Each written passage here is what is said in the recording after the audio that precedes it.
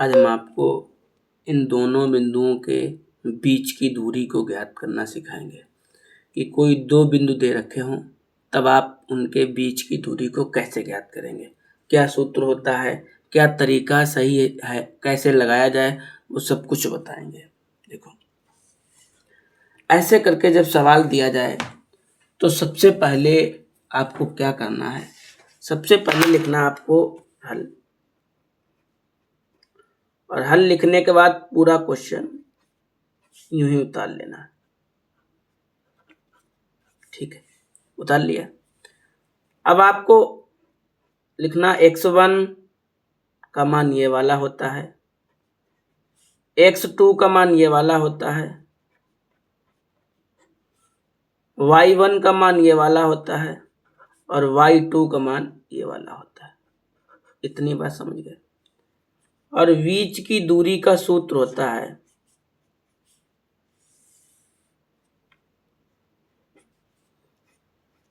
x2 x1 का whole square y2 minus y1 का whole square.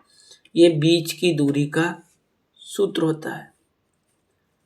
अच्छा, अब करना क्या है आपको, करना यह है आपको कि जो जो मान इसमें पूछ रहा है वो मान रख देने हैं और आपको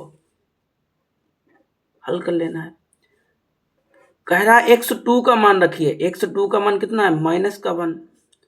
कह रहा है x1 का मान रखिए, x1 का मान कितना है, ये माइनस लगा लें और 2 है तो 2 लिख दें, स्क्वायर लगा तो स्क्वायर लगा लें। y2 की वैल्यू क्या है 4 और y1 की वैल्यू क्या है 0। इतनी बात में कोई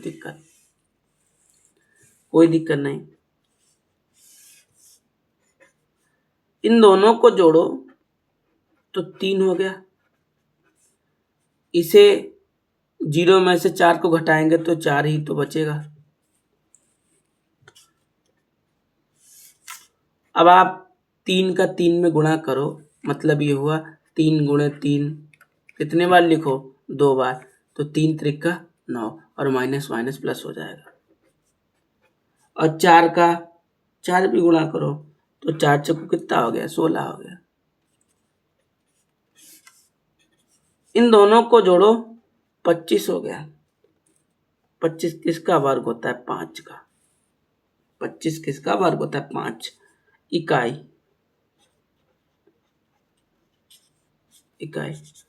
तो दो बिंदुओं के बीच की दूरी इस तरह से निकाली जाती है। ठीक है, ये तरीका है लगाने का। ऐसे आपको एग्जाम में लगाना है और ये क्वेश्चन पेपर में अवश्य आता है, हर वर्ष आता है। आप कभी बहुविकल्पी में पूछ लेता है तो कभी लॉन्ग में भी आ जाता है। ठीक है, तो ये तरीका है लगाने का, ये ऐसे लगाया जाता है। मिलेंगे आपको अगली वीडियो में, तब तक आप इसे अपनी फेयर कॉपी बनाई हो उस पर नोट कर लेना।